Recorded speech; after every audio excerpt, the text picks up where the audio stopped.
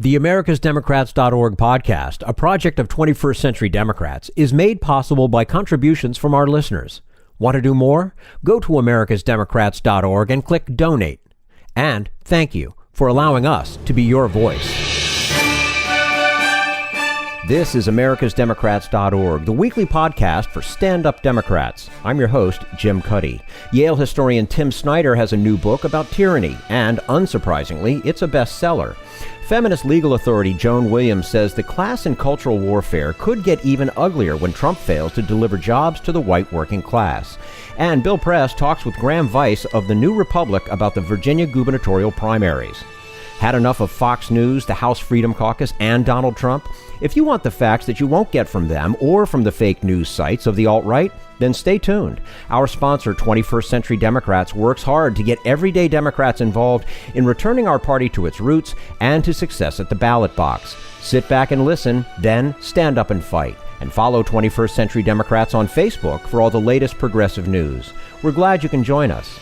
Historian Tim Snyder has a new book about tyranny, and he warns that an authoritarian regime cannot succeed unless the public consents, and it is all too easy for that to happen. And we say hello to Timothy Snyder here on AmericasDemocrats.org. Timothy is a professor of history at Yale University and a permanent fellow at the Institute for Human Sciences in Vienna. His latest book, a bestseller, On Tyranny, 20 Lessons from the 20th Century. Tim Snyder, thank you very much for joining us today on AmericasDemocrats.org.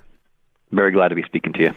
And congratulations on your book, which, as I mentioned, is one of this year's bestsellers. You have said we're at a critical moment in history, and we don't have much time. Time for what? Well, I guess just thinking about time is a very good thing. One of the problems that Americans have is that we tend to think that our society, our political system is timeless. We had the founders, we had the Civil War, we had the greatest generation, but everything's just going to kind of continue and get better. But that's not really the way history works. Usually democracies have problems. In fact, historically, they tend to fail. What I was trying to do in the book is to alert Americans that a number of the things that one could see in the 2016 campaign, and indeed in the early Trump presidency, now that we're already there, correspond to some worrisome signs about a decline of democracy, decline of republics that we know about from the history of the 20th century. And one of the things that historians do understand is that regime changes tend to happen fast by making citizens slow. So at the very beginning, we tend to say, well, I can accept that change, or the end of that institution isn't too worrisome. And if you put things off long enough, you realize that the regime has already changed. So the time that we have is the time to preserve the system, the democratic republic, the rule of law state, the constitutional arrangement that we're used to. And, you've also said, as some others have, that the dangers that we go on with our lives day to day and might no longer notice that things are not normal. So is it a case of we have met the enemy and it is us? We're always the enemy. We are always the enemy. No authoritarian regime change can happen without the consent and without the participation of the people. It's just that consent and participation start to mean different things. When do they start to mean different things? At the moment when we start to accept that what had been abnormal is now normal. There's a huge amount of psychological and sociological research on this. It all goes towards showing that most people, most of the time, will adapt to changing circumstances. We'll look around for cues. We'll try to figure out who the new authority is and adjust. And that mechanism is so automatic that we tend to do it without thinking about it. And that's generally appropriate. But there are moments when it's not appropriate, especially in political life. And part of being a citizen, part of being an agent in history, rather than just following along, is recognizing what such a moment is and then just standing your ground. You don't even have to disobey. All you have to do is not obey in advance, not drift along with everyone else. Instead, ask yourself what's important. That's the first lesson in the book. Take that moment and step back and say, hey, wait a minute, what the heck's going on here, kind of thing, and figure it out from there. Yeah. One of your suggestions is for people to stop watching so much TV news and disconnecting from the internet. And I mean, really, what's the harm in staying informed? Well, the relationship between the two parts of your question, as I'm sure you know, are pretty tenuous. I mean, if you want to stay informed, then ask what the best way of staying informed is, and that's the print newspaper. It still is. If we want to read the newspapers online, then read newspapers. Make a distinction between the investigators and the propagators. Read the individual reporters who actually move their bodies around, talk to people, follow leads, and investigate. If everybody did that, and for that matter, if everybody subscribed to the newspapers who actually hire investigative reporters, the state of our political discussion would be a lot higher. Of course, we're all going to watch some TV, but it's important, I think, to keep it limited. Of course, we're all going to look at the internet, but I think it's important to be selective in how we do it. And it's also important to remember that on the internet, we are publishers, that our choices matter, that it makes a great deal of difference whether we choose to pass on ourselves the work of actual investigative reporters, or we just click and pass on the stuff that seems to strike our fancy. There's a whole industry, indeed a whole world of people who learn how to strike our fancy. So it's important to be conscious about the choices that we make online.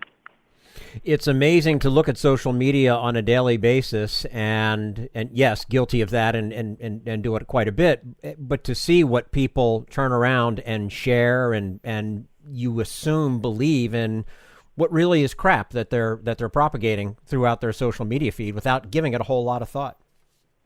Yeah, I mean, there's a sort of trap here, which is that we go through school and we learn that what we read has a certain quality, that it must be true. And sadly, that's just not the case. It's never the case, but we're now in a very special moment, which I think started in 2016, where there are actually people who are trying to manipulate us by seeking out our weak spots according to the algorithms of our behavior on the internet, and then sending us things to which they think we are susceptible. And unfortunately, that kind of work pays dividends. It probably turned the 2016 presidential election in the United States, for example. So we have to be self-aware. We have to recognize that the internet is a dark forest, and just because you're in it doesn't mean that you understand what's going on around you. I'm repeating myself, but it really is much better and much safer to strike up, as it were, relationships with real reporters, to read things with bylines, to follow what reporters do. That keeps us much closer to the real world. We're speaking with Timothy Snyder, professor of history at Yale University. His latest book, a bestseller, On Tyranny, 20 Lessons from the 20th Century. Tim, as one of the nation's prominent historians, you look to the past for lessons about the future. The Founding Fathers, who are lionized in popular culture lately, what lessons did they leave us from their revolution against the tyranny of King George? So let me just take a second and say what kind of a historian I am. I'm an American and I'm a historian, but I'm not an American historian. What I work on is Europe, in particular Eastern Europe, and in Eastern Europe I work on some of the darker chapters of history. So Nazi terror and the Holocaust, Stalinist terror in the 1930s. I've tried to understand how some of the worst and darkest moments of history could take place. And it's from that perspective that I look back on the United States. Now, that skepticism, that sense that things can go wrong, is actually, I think, of a piece with how the founders saw the world. The framers of our Constitution were very skeptical people, and they set up the institutions that we have not because they thought Americans were so wonderful, but because they thought Americans were going to be human beings, and human beings were deeply flawed and had certain tendencies that favored tyranny, and therefore institutions and indeed active individual thought would be needed to hold that tyranny back. So what the founders did was they looked to the historical examples they knew, which were ancient ones, of the collapse of Greece and Rome. What I'm trying to do in the book is something similar. I'm following their example, but just saying, look, it's more than 2 centuries later. We have a number of other examples of how democracies and republics have fallen. Let's learn from them, and in particular, let's learn from the philosophers, the oppositionists, the dissidents, the wise people who have left behind a trace of how one can resist the fall into tyranny. You write about the importance of words and symbols as hallmarks of an authoritarian society. What are some examples that we're seeing now? Yeah, the words and the symbols are a good example of how power works, especially at the beginning of authoritarian regime change. So it's striking how the public language has changed. So how the president has degraded the public language, how much more frequently people now speak of enemies, public figures, but also the society at large. It's also striking how certain symbols from the past are reappearing in our public space. There are lots more swastikas, to take an obvious and painful example, than there were just a few months ago. On the other hand, because signs and language matter more, this is an opportunity for people to exercise their own individuality and to make a political difference. There are more swastikas. There are also more people taking swastikas down. There's hateful language coming from above, but we can respond to that by the way that we speak every day, and in particular by affirming our fellow citizens or our neighbors, whether they're citizens or not, talking to them so that they don't feel excluded. Those little things which matter less in normal times matter more now. Mm-hmm. How serious is the likelihood of a paramilitary state, given the appearance of Trump's personal security apparatus, the toughening of drug sentencing guidelines, and the privatization of prisons? Let's talk for a second first about the problems with paramilitaries. If you're going to have a state where the law functions, a government where the law functions, then you have to have a monopoly on violence. That is to say, there has to be a police force or police forces who have the exclusive right to use force within the law to enforce the law. One way that authoritarian regime change happens is that parties emerge which have paramilitary arms, and they use those paramilitaries to change the political atmosphere, to intimidate opponents. And then once they're in power, they keep those paramilitaries around.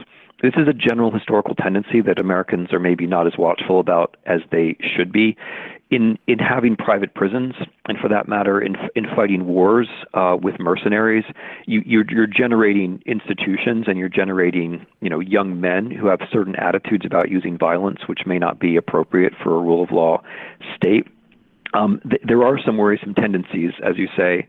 The fact that a Republican politician in Oregon might think it normal to have paramilitaries defend marches is worrying. The fact that the President of the United States has kept the head of his private security detail in the White House and uses him to fire the head of the National Law Enforcement Agency, the FBI, is worrying. We're certainly not there yet, but I think it'd be good for us. It would behoove us to recognize that this is a pattern which has a certain destination, and that destination is undermining the rule of law. Mm-hmm. Now, before we let you go, you warned that if we're not careful, any election could be the last. Do you really think Trump and the Republicans would go so far as to end elections?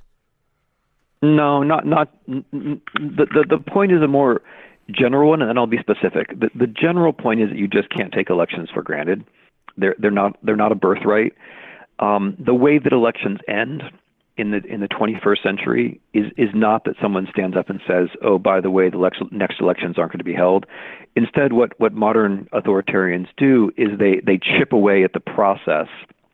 They get control of the process, and then they let the process continue. So the specific thing I think Americans should be concerned about would be the continuing reduction of democracy in the United States, which unfortunately is the trend.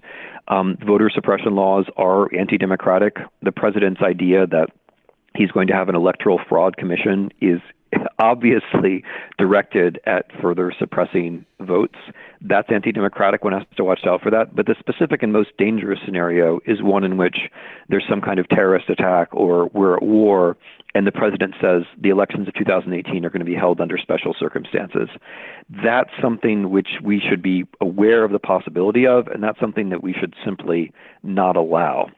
That's something which the judges and the elected representatives and everyone should be aware that this is one of the ways that you bring democracy down. You have elections, but you do so under special circumstances, and then those special circumstances start to become permanent, and before you know, the elections are a meaningless ritual. I'm not saying that's inevitable or it has to happen. I'd be stunned if it hadn't occurred to certain of the brighter minds in the White House, and that's a reason why we should all be prepared for it.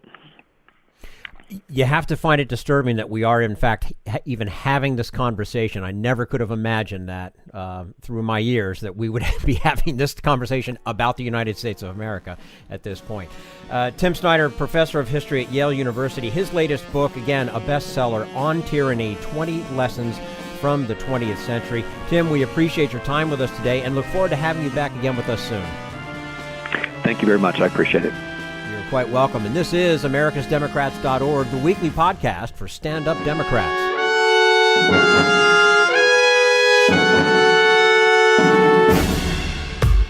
We want you to sit back and listen to this americasdemocrats.org podcast, a project of 21st Century Democrats. But we need you to stand up and fight. Do you want to get involved and help get our party back to its roots and to success at the ballot box? You can make your contribution to help us keep this show going and to elect Democrats who will stand up for democratic principles. Go to americasdemocrats.org and click on Donate at the top of the page. This Social Security measure. I believe that we must pass legislation to provide medical care. This is our tradition. When our grandparents came to America, it was the Democratic Party which said, welcome. It was the Democratic Party, the party of Roosevelt and Truman and Kennedy and others, who said that America belonged to all its people, not just a handful of the rich or a few giant corporations. That's why great leaders like FDR fought so hard for Social Security, and why JFK stood up to the insurance companies and their Republican allies to get Medicare. It's not just one thing, or one time, in one place. It's about a whole history of standing up to the Republicans and saying someone has to be on the side of regular working people in America. Whether it's defending Social Security or just the way your loved ones are treated on the job. That's what the Democratic Party is all about. And that's why this message has been brought to you by the Democratic Party. Working people like you and me. Paid for by 21st Century Democrats. Not authorized by any candidate or candidates committee. This is americasdemocrats.org, the weekly podcast for stand-up Democrats. Feminist legal expert Joan Williams writes about class divisions in America, and she says they explain the 2016 election. Things could get even uglier, she adds, if Trump doesn't come through for his voters. We'll talk to her about that in just a moment. Right now, we turn to Jim Hightower, America's #1 populist, for his common sense commentary. Good news, people! At last, congressional Democrats have gotten a clue, grown some spine, and are beginning to act like Democrats. In particular, a majority of Dems in the U.S. House are responding to the rising public demand that decent health care be treated as a right for everyone, rather than being rationed by profiteering insurance conglomerates. Nearly 6 of 10 in the House have now signed on to Representative John Conyers' Medicare for All bill, which is being carried in the Senate by Bernie Sanders. So, hallelujah, progress. Yes, but there are many speed bumps to overcome before the Democratic Party gets onto the moral high road of politics. Representative Nancy Pelosi, for one. When the leader of House Democrats was asked if the party should make health care for all a major issue in Congress and in the 2018 elections, she replied with a flat no. Basically, Pelosi says the American people aren't ready for it, by which she really means that the narrow slice of the public that inhabits her world, health industry executives, lobbyists, and campaign donors, aren't ready. Meanwhile, a good 60% of regular Americans are damn sure ready, telling pollsters that our government has a responsibility to ensure that everyone gets the care they need. Let's be blunt. When it comes to the fiery leadership that America's grassroots people want and need, the Democratic Party establishment is weaker than Canadian hot sauce. When you've got 60% of your party's rank-and-file congressional members ready to go, and 60% of the public is also ready to go, it's time to go. The National Party's leadership must get going on health care for all, or the leadership itself must go. This is Jim Hightower saying, to help push both the party and the health care for all issue forward, go to nationalnursesunited.org. Need an antidote to the progressive blues? Want some good news about how grassroots folks are rebelling against the corporate powers and winning? Well, here's an easy-to-swallow pill for you, the Hightower Lowdown. Hightower's monthly newsletter will give you the lowdown, even as it lifts you up. It's 4 pages a month, jam-packed with facts you can use, actions you can take, and Jim's own Texas humor, all for only $15 a year. To become a lowdowner, go to hightowerlowdown.org.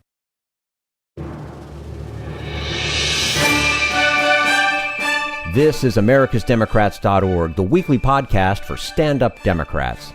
Donald Trump understood what the white working class wanted, but he can't give it to them, says Berkeley professor Joan Williams. And when they realize it, things could get even uglier than they are now. And we say hello to Joan C. Williams, distinguished professor of law at the University of California and an expert on social class. Her new book is White Working Class, Overcoming Class Cluelessness in America. Joan Williams, thank you so much for joining us today on americasdemocrats.org.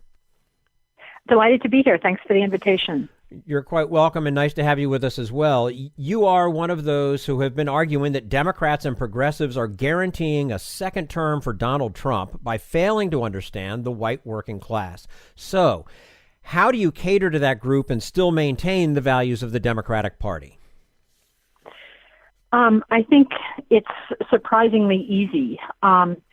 In my view, one of the chief deep concerns of the white working class is that they see the American dream slipping from their grasp in the same way that it slipped from the grasp of people of color in the working class and the American poor long ago. What all of these groups want across race is a job that will give them what elites already have, which is access to their vision of a middle-class life.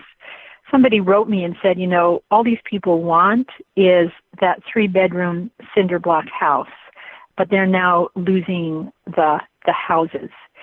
And I was just talking to a labor leader earlier this morning, and she said 95% of the jobs that have been created in recent years have been non-standard jobs. In other words, typically not full-time jobs, often without benefits.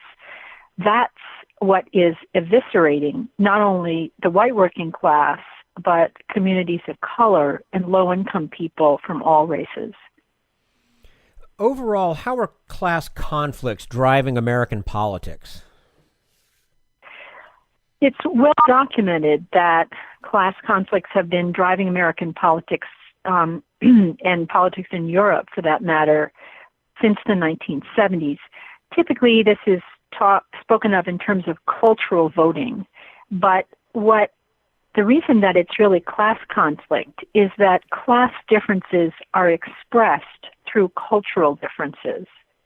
So there's a very specific set of cultural assumptions and premises and realities, frankly, that are shared by elites. For example, they tend to have broad and shallow social networks from San Francisco to New York to Boston. A lot of people who they know who are acquaintances. This is how elites get their jobs. 75% of professionals get their jobs through what's called the strength of weak ties. The social networks of non-elites, and this includes people, low-income people, as well as people in the middle, the people who are being called working class, although, of course, they're actually the American middle class.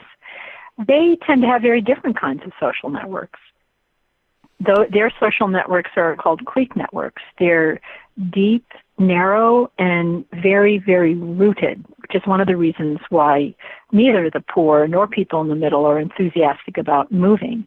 It's very different to move from Cambridge to San Francisco, which I did, because I knew tons of people in San Francisco. These are my people. It's really, really different to move from Kansas to Texas. For people who depend on their social networks to, for example, protect them from the rigors of the market, so that your social networks provide good child care, good elder care, help with home repairs, stuff I buy.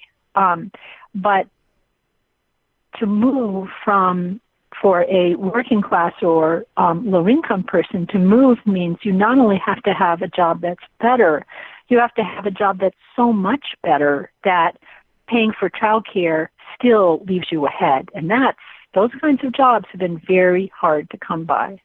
Mm-hmm. Yeah, and especially, I was just going to say, especially the last couple of years, specifically. Well, in the last several decades. And so that's an example of the kind of cultural conflict that gets played out in the political arena. Another common kind is that people with those dense local rooted networks tend to have much more traditional values. So traditional family values, traditional religious values, whereas my crowd, I come from the Blue Coasts,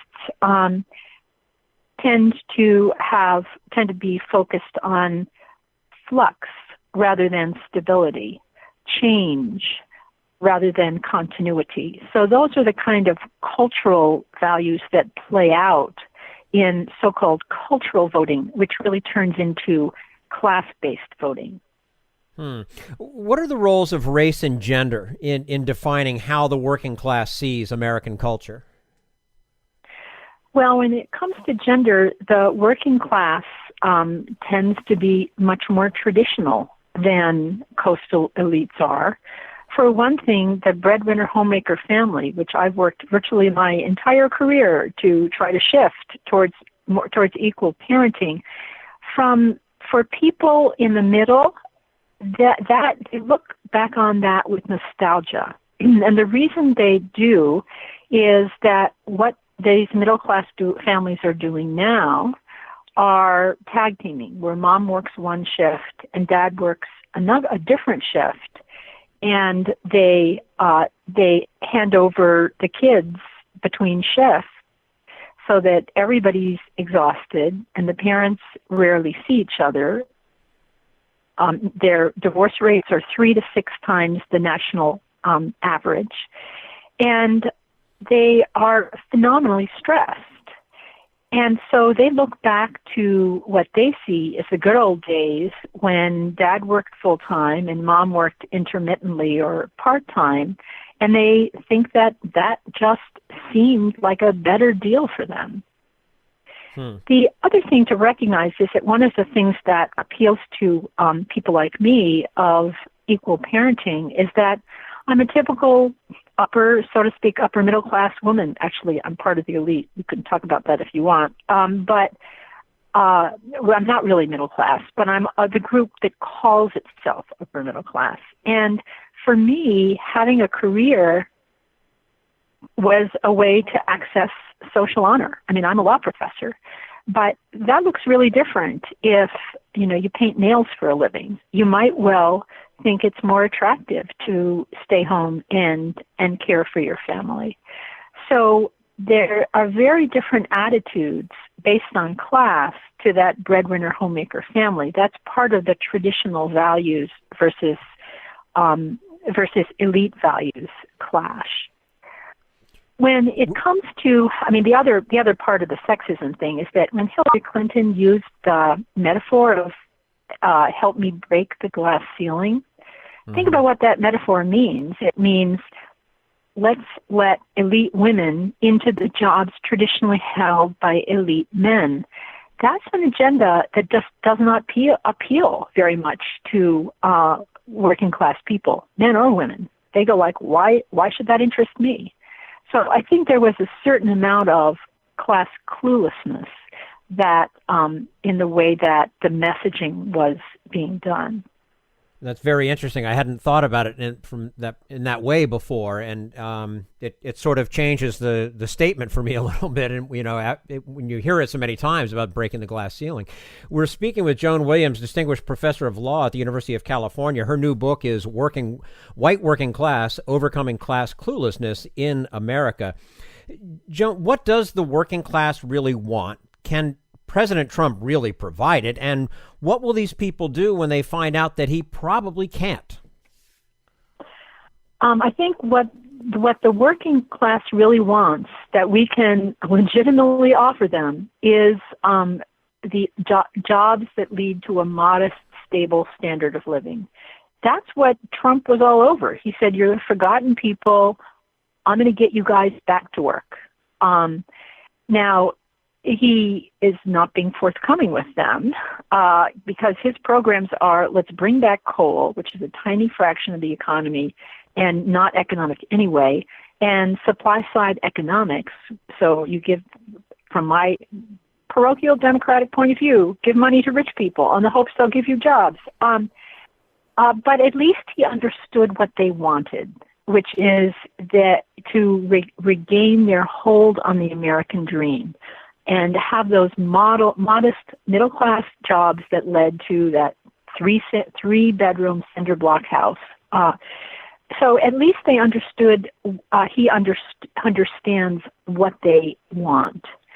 Now, I think that one of the main reasons they voted for Trump, I mean, there are a lot of reasons, but one of them is that they're equally disillusioned with the Democratic and the Republican Party because they don't see that either party has really addressed their core economic concerns in quite a number of years. So what's going to happen when he doesn't bring back, steel to Youngstown, so to speak? I think things could get even uglier in the United States, and that's a pretty strong statement because they're pretty darn ugly. Yeah, those aren't comforting words, and yet it is a stark reality. And so I turn to the apocalyptic side. You talk about the gap in class comprehension is leading to authoritarian nationalism here and in Europe.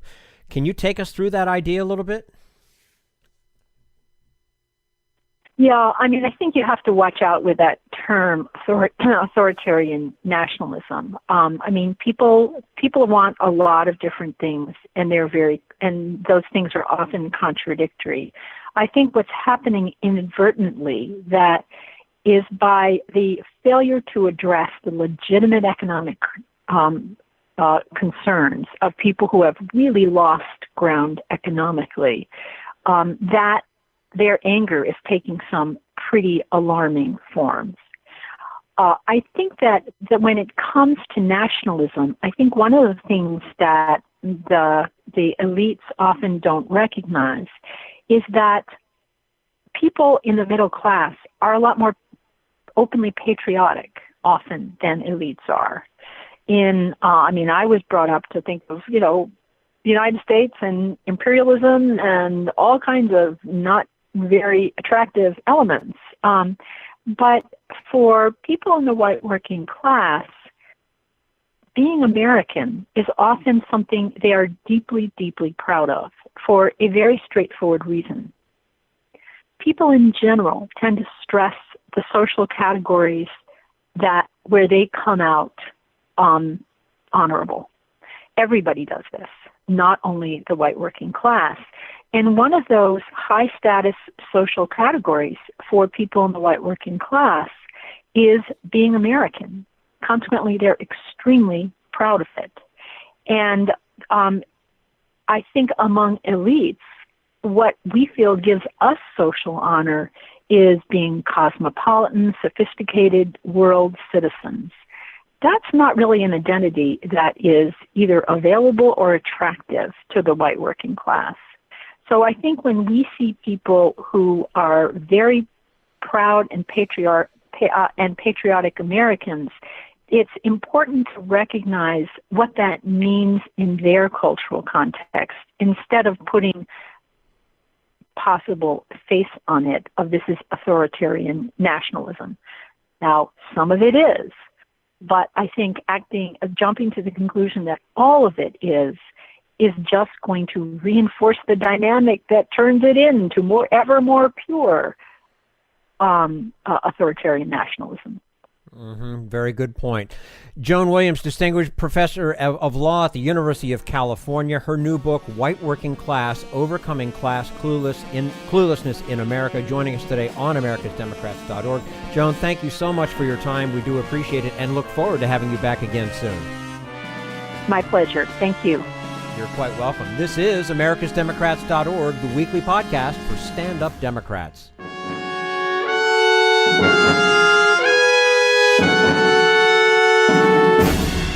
We want you to sit back and listen, but we need you to stand up and fight. Help get our party back to its roots and to success at the ballot box. Make your contribution to keep the americasdemocrats.org podcast, a project of 21st Century Democrats, on the air, and help elect stand-up Democrats. Go to americasdemocrats.org and click on Donate at the top of the page.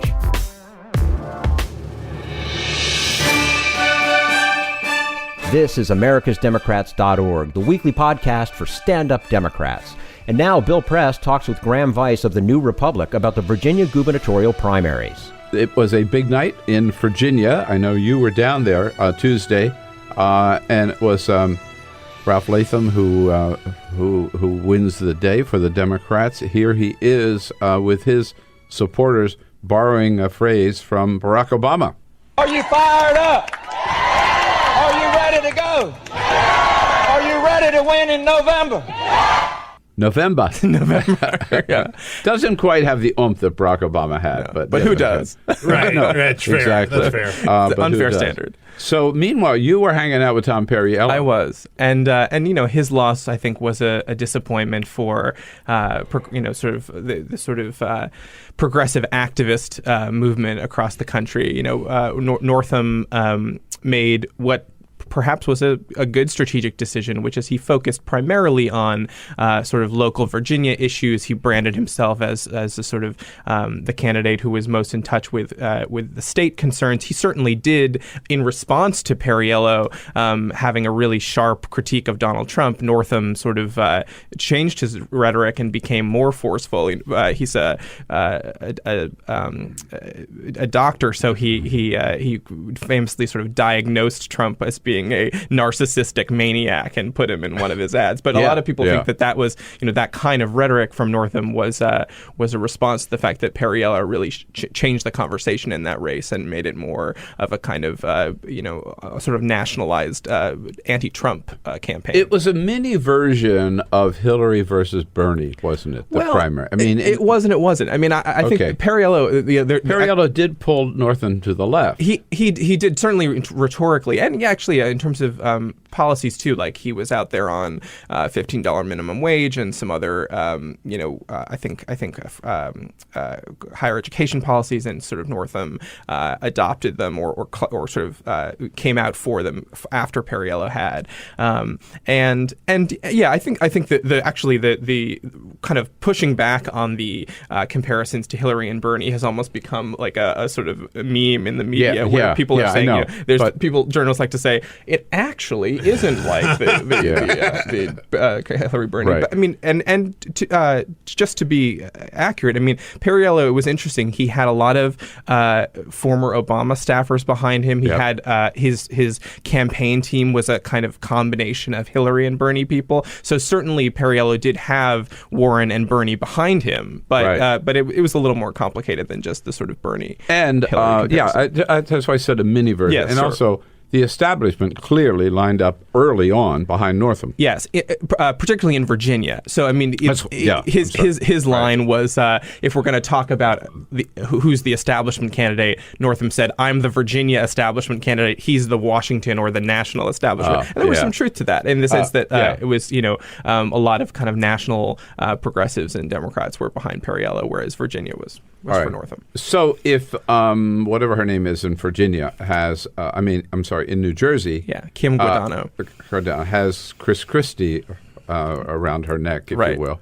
Ed Gillespie, the Republican nominee, has Donald Trump. Right. Well, I mean, I think they both do now, right? All Republicans do. But yes, I mean, I think although you'd perhaps say that Guadagno is in a sort of a uniquely challenging situation because of the Christie situation, I think Northam is the strong favorite to win in Virginia, and actually, I mean, the fact that there was the turnout on the Democratic side in the primary in Virginia was like double. Did you say it was 170% up or something? Yeah, 170% up from the last primary. Yeah. I mean, Democrats are excited and are energetic in Virginia, and so even though there were these divisions between Perriello and Northam, the sense you get is that the Perriello people are ready and rearing to go to support him. Yeah, it became, because these are the only two gubernatorial races up this year, but they both became kind of national stories, right? Right.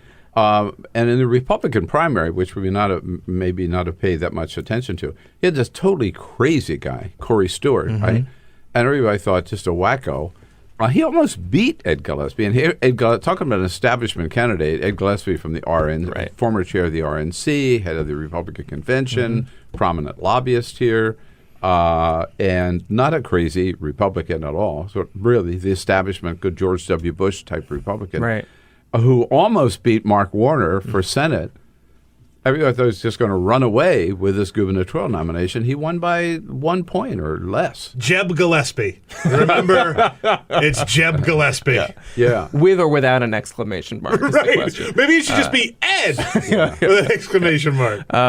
No, I mean, and I think it speaks to how, I mean, and Corey Stewart, was talking, sort of made the issue of defending Confederate statues as being sort of a focal point of his campaign. What a hill to die on. Really, sort of, white resentment politics, and it's sort of just as an American, it's kind of frightening to see where we are with the Republican. So is Gillespie going to be able to distance himself from Donald Trump? And how and on what issues? I mean, again, I'll be the first to admit I haven't. I spent a lot of time thinking about how Ed Gillespie is going to do this. I mean, it seems like. And Virginia also is an increasingly thought of as a blue state, or even less so as a purple state now. And they don't have a long history of like recent Republican governors. I mean, they're Democratic governors. Primarily Bob McDonnell being the exception. So I think that you'd certainly. Think of Northam as the favorite moving forward. Well, it seems to me that this Virginia governor's race is going to be a referendum on Donald Trump, particularly in Northern Virginia. I think that Democrats will certainly see it that way as being and this that's a lot of these primaries and elections in general are this is the first opportunity for Democratic voters to sort of make their enormous frustration and anger felt at the ballot box. I am willing to bet you money that Ed Gillespie will not invite Donald Trump to campaign for him. Interesting. Well, I mean, I would be stunned if he's that dumb. In part because Trump's approval rating, it's not quite in Chris Christie territory, but I mean it's getting there. I mean it's in I saw mid-30s recently. If he and I think the question becomes for national Republicans, if the president dips below 30%, if we're talking about a 25% presidency, I mean at what point do they change their calculus? I mean, they've hung on for Lord knows for a long time with him. We've talked about that a lot. On the Trump thing, just 1 sec, is that living here in Washington, D.C., of course, we see all the ads for Virginia because it's a Virginia media. I mean, Washington, part of the Washington media market. I mean, Perriello's event was just over the Washington border in Virginia. Was it? I mean, I just took the metro up there. Yeah. So it's almost part of Washington. All I'm saying. So I saw all those Northam ads and Perriello ads, but the Northam ads were all the ones that I saw were all attacking Donald Trump, attacking Donald Trump.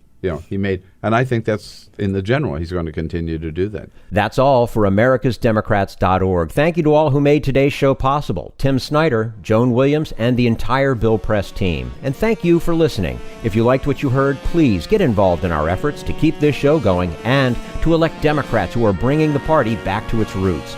Go to americasdemocrats.org and click on Donate at the top of the page. And be sure to find 21st Century Democrats on Facebook. For americasdemocrats.org, I'm your host, Jim Cuddy. We want you to sit back and listen, but we need you to stand up and fight. Join us. Support the americasdemocrats.org podcast, a project of 21st Century Democrats, and help elect Democrats who will stand up for democratic principles with your contribution today. Go to americasdemocrats.org and click on Donate at the top of the page.